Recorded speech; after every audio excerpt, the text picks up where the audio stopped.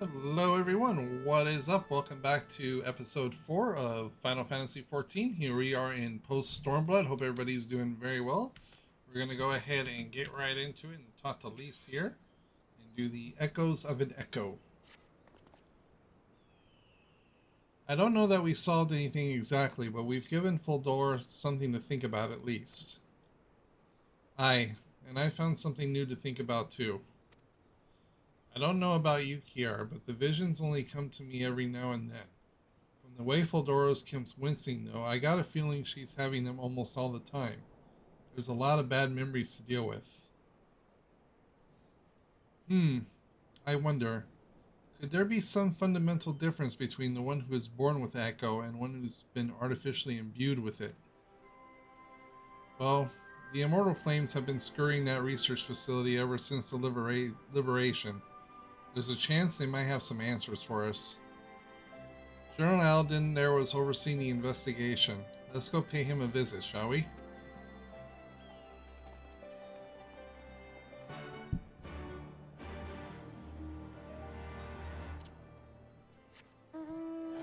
Yes, let's go pay him a visit.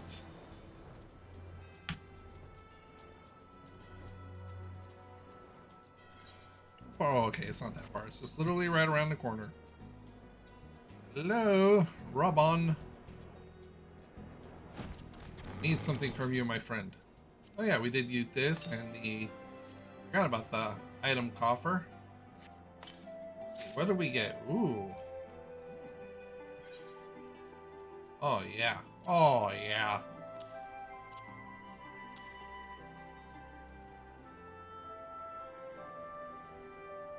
Oh, this is some good gear right here. Don't mind me while I'm changing. Eyes away from the screen, guys. The hands actually... No, we don't need the hands because the one we have on are better. Definitely the legs. And the feet and the weapon too. There we go. And ba-boom. Very nice. I'll have to take that sword out of the armory. Where is it? It's a fishing rod. Mechanics, archer, Sam. Oh, there we go. Get rid of that. I gotta go through this and organize it again. That's the problem with having so many jobs. That's a cool little look. General Aladdin is inside. Will you be joining him? Yes, I will. I will definitely be joining Sir General. A Rob on Extreme. Rob on these are involved. Yeah, we're all here. What news? You spoke with Fordola, I take it? Yes, as expected, she didn't say much, but it wasn't a total waste of time. Arvinvale did notice something odd about her. He thinks she might be having visions almost constantly, which is not how the Echo normally works. Have you found anything here which might explain why it's so different for her? We've been hard-pressed to organize the research materials, let alone study them. To be frank, I'd welcome the Scion's expert assistance if you have time to lend a hand.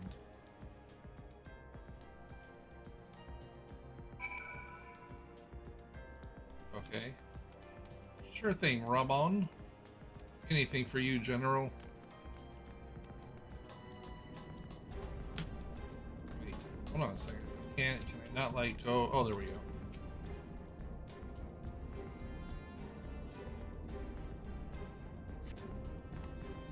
The device in which the krill was held seems more ominous now that you know its purpose. The surrounding pods are marked supply subjects, while this one bears the label master subject.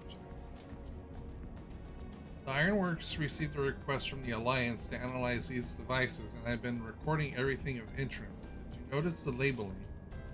All the pods are designed to drain the aether of the occupants, save that one right here. Unlike the others, the interior has been fitted with an array of sensors measure etheric waveforms. To what purpose, however, I could not tell you. Couldn't tell me. Oh, same difference. Okay, where's the other one at? Is it around on this side?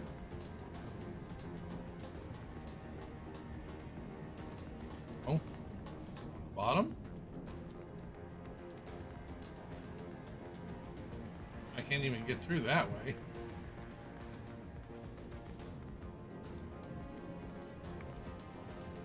Oh, Lord.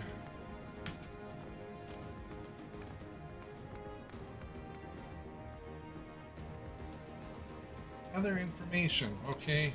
Well, kind of hard to gather information when I can't go the way I need to. Maybe it was up top and I overlooked it. Can't get around there. These. Leave this section to me. Well, how on earth do I get to the other sections then? Okay, that's blocked off. That's all blocked off too. Like, what the hell am I supposed to do? Over it? No. Oh.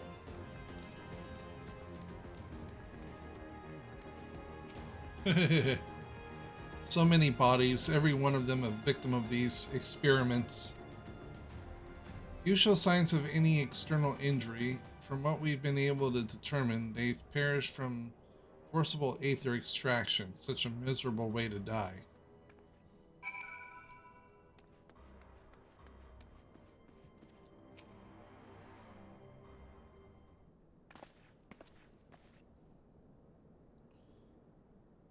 I know little and less of science, so any light you can shed on this facility's operation would be much appreciated, Kiara.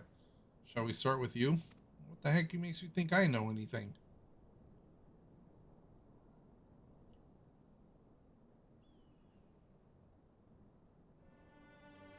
Taken in combination with the testimonies of Krill and Thancred, I do begin to see exactly what the Imperials were attempting here.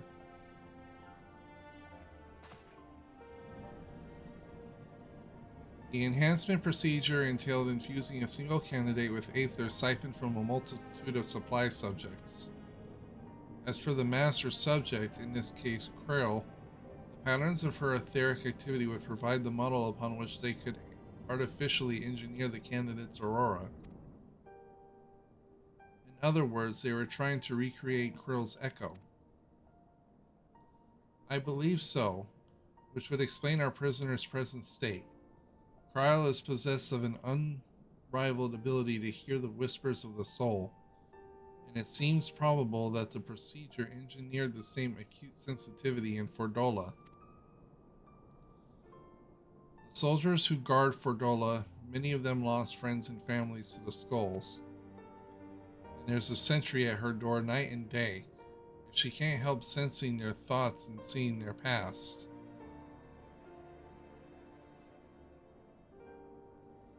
But you don't just see the past, you live it. All the emotions, all the pain. Imagine what it would do to you. You'd never be the same again. Indeed, as you may recall, Ysael was completely transformed by a single glimpse of Race Velger's past. Feldora had been forced to experience the agony of those whose lives she's destroyed. The guilt must be unbearable. That explains her request to be executed. Sounds to me like a kind of justice regardless. She can suffer now. She can suffer on for now. We have more pressing matters to consider. The results of these experiments have been relayed back to Garlemald. There will be not aught to stop the Empire from repeating the trick. They could give the echo to anyone, to an entire legion. We must be ready. We must learn all we can for these godforsaken procedures. And Fordola remains our best source of information. She'll not be getting her wish. Not yet. Right. Keep faith, lass. If you're to convince others to follow you, you must believe what you're willing to tell them. People will respond to passion, but not if it's feigned. I understand. Thank you, General. We should leave it to the flames. We should leave the flames to it. Let's go.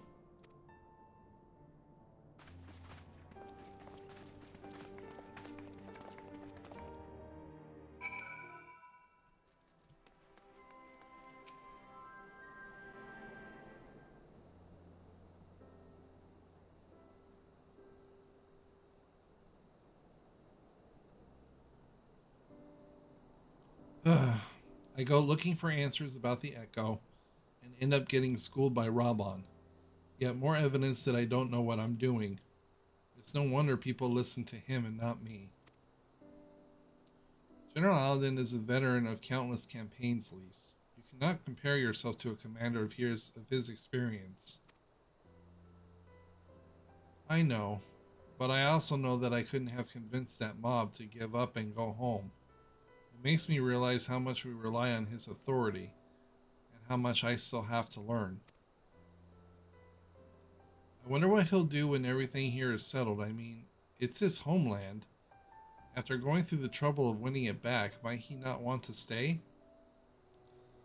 'Tis a quandary which countless refugees now face. To continue the life they built in Olda, or to start again in the land of their birth.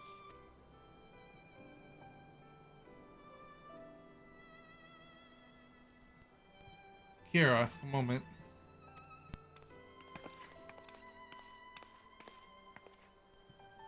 I am newly returned from Olda, with a message from the Sultana. It's Pippin!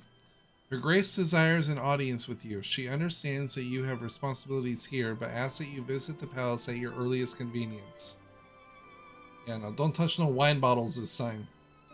Well, I must away and attend to our other business. Until next time, my friends. Well, I guess they had to just give Pippin something to do in this expansion. An audience with the Sultana.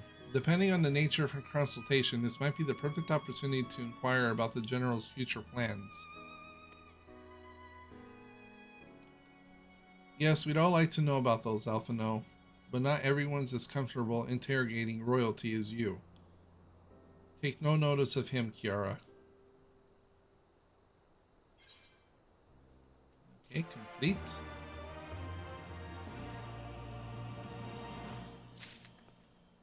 So are we going to Olda now? Sultana's streams. XP bonus, that gives me determinate. Some of these are really good. I'll just take the gold. Well, the question of how to put the Mad King's treasures to good use shows no sign of answering itself. Shall we be about it, Arenvald? I'm at your beck and call. And I should be getting back to my own task. I'll organize a squad to head down into the ruins and then start preparing for the big meeting. Oh, send Nanamo my regards, Kiara. And ours too, if you please. We shall see you on your return.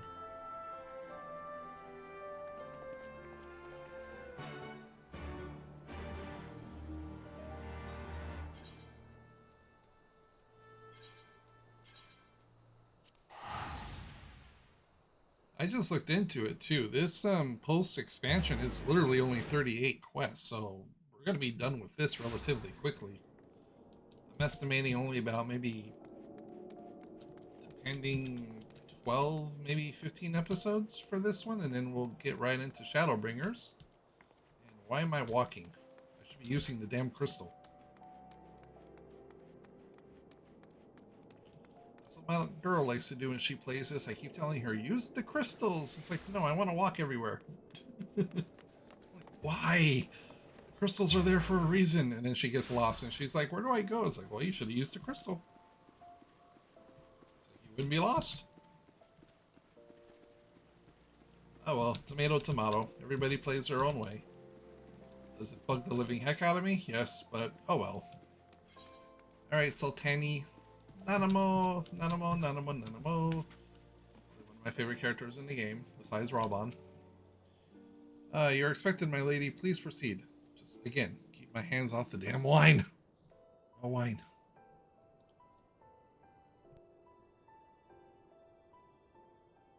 I thank you for answering my summons in these most interesting times.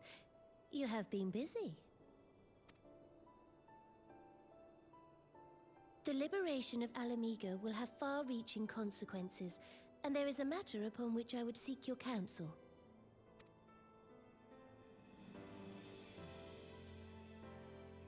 I speak of Rauban and his future. All know the tale of his rise from penniless refugee to member of the Syndicate and General of the Immortal Flames. Yet though he has come to call Uldar home, it will never be his homeland. He is a son of Alamigo. And now that she is free, I thought it only a matter of time before he sought my leave to return to her. Indeed, I had resigned myself to his loss.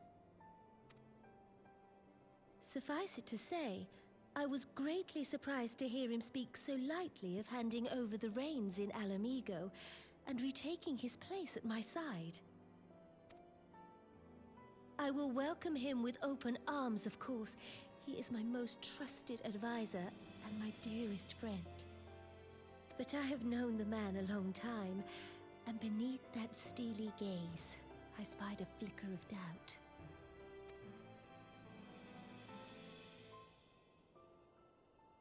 Whether Rauban chooses to remain in Uldar or return to Alamigo, I only wish that he do so with a heart unburdened by guilt or regret. Yet, how can he freely make such a choice, knowing how much I depend on him? It is past time that I learned to discharge my duties as a sultana alone. I must go forth and see my realm with my own eyes, and hear the wind with my own ears. Might I have your company for a brief adventure?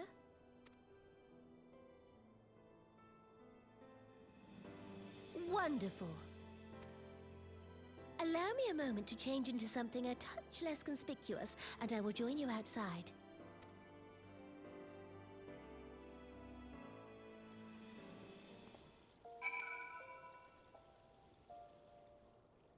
Oh, Nanama wants to go out adventuring.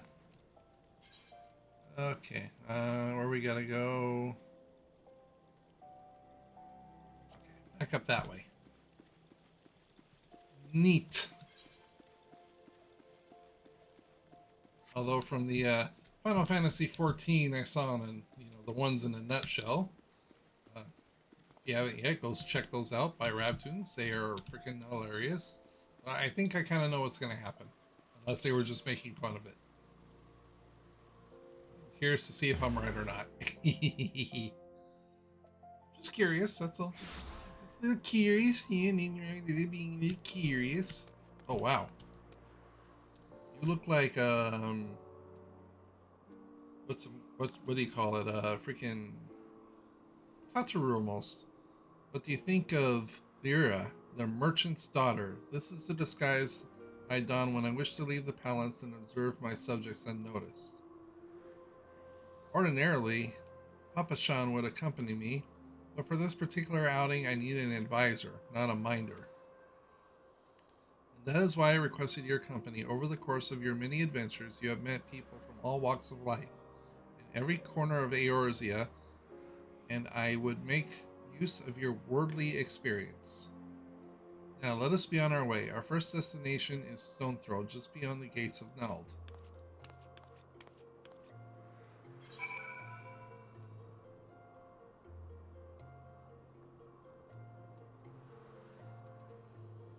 Oh, well, maybe we could just go ahead and walk right on out then.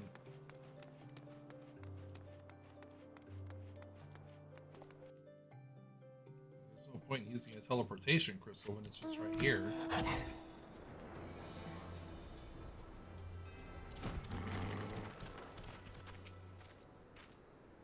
Look upon this procession of tater tents. These refugees camp in a squalor, at the mercy of the elements of Thanalin's predators both. The city mighty walls offer safety, but the streets overflow with people as it is, Unless blessed by the hand of Nod himself, no refugee could ever hope to afford a dwelling in Ulda. 20 years have passed since the fall of Alamigo, and 5 since the calamity. Yet the plight of the poor has grown more desperate, not less. And Sultana, the blame falls upon me. Well, kind of in a way, your hands are tied because you can't, like, it's in the syndicate. Yes, my authority is limited, and that is an obstacle I must work to overcome. Shall we press on? I would follow the road to the unholy here.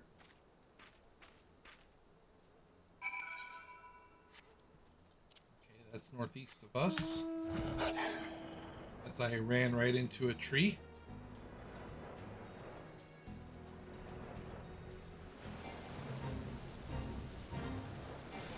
And this time into a rock. I cannot fly higher. Oh, so I actually have to go around. Where am I? I actually have to follow the road around. Dagnabbit. Okay, right turn here.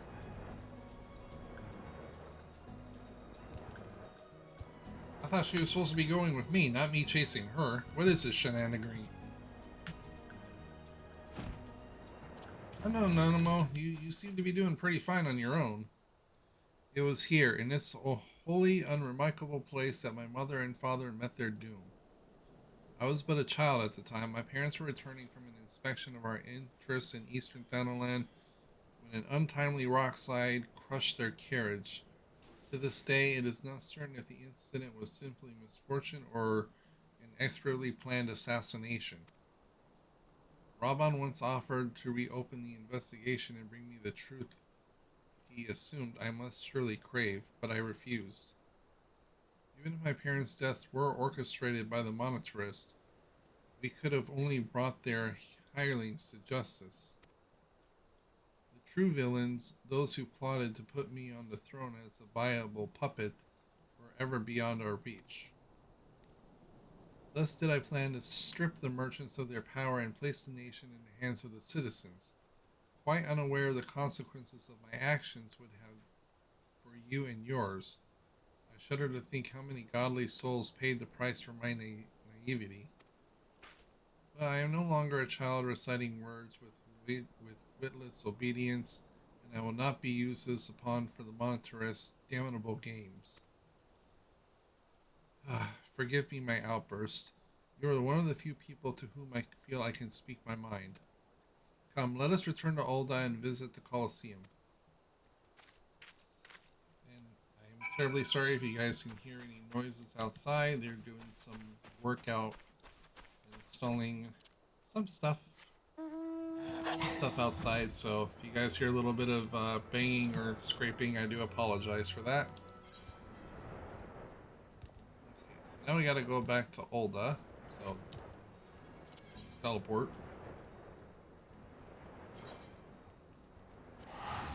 Plenty of teleport crystals.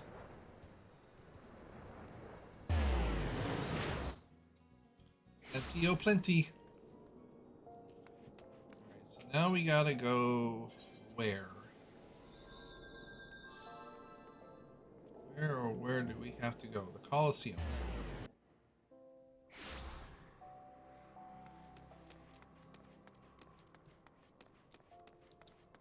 Looks like it's on this side. Or either side. Doesn't matter. From the moment I became Sultana, I found myself thrust into endless parade of document signing and ceremonies. For years, I simply signed where I was told to sign and sat where I was told to sit, blissfully oblivious to what any of it meant. Yet one good thing did come from the anonymous chapter in my life, for it was during an official visit to the Colosseum that I first met Raban. The match I had been invited to attend was not at all what I expected. They had pitted the bull of Alamigo against some dozen or so rival gladiators. Blinkered though I was, I would not stand for such an obvious injustice, and my demand to see a fair fight, one man against another, and my royal wish was duly granted. It was not until later that I learned of the gambling ring from which had arranged for Robon to die on the sands that day. Regardless, my intervention meant that Robon had but a single opponent to dispatch, which he doodly did. Doodly woodly, Nibarino?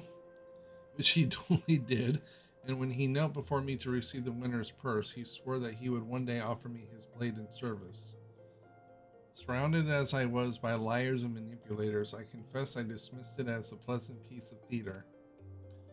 As you know, Robon is a man of his word. Though it took him another 5 years of fighting on the bloodstains, he amassed a fortune so great as to buy not only his freedom, but a seat on the syndicate. And then I had my blade.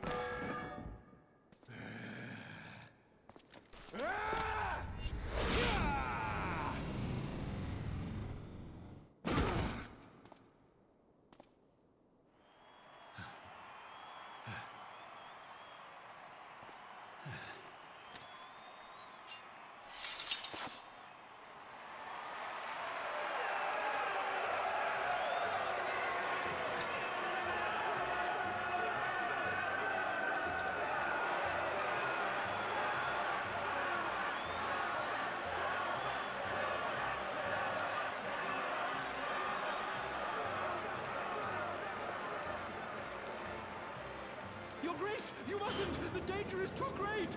Please, Your Grace, come back! I beg of you! It seems you're the one who needs looking after, Master Shum. Rabon! Your Grace, I have kept the promise made. So you have, and in turn, so too shall I keep mine. With your winnings, you have become one of the 6 most wealthy souls in all Ul'dah. And so, as tradition dictates, Rauben Aldin, you have earned yourself a seat on the Syndicate. May your new station garner you still greater glories. I am honored, Your Grace, and vow to serve with every fiber of my being from this day till my last.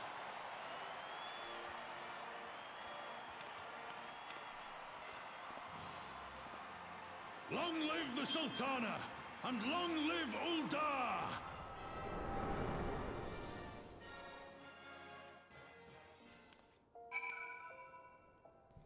Aw, she's just too damn cute. Words cannot well express what that man means to me. There are others who care deeply for my well-being, of course. Papa Sean's love for me is that of a grandsire for his grandchild. But upon matters of governance, I cannot turn to bodyguards and maidservants or consul. Rabban, with his authority of the syndicate position, was the first sword I could wield. His was the only edge which could cut the strings that bound me.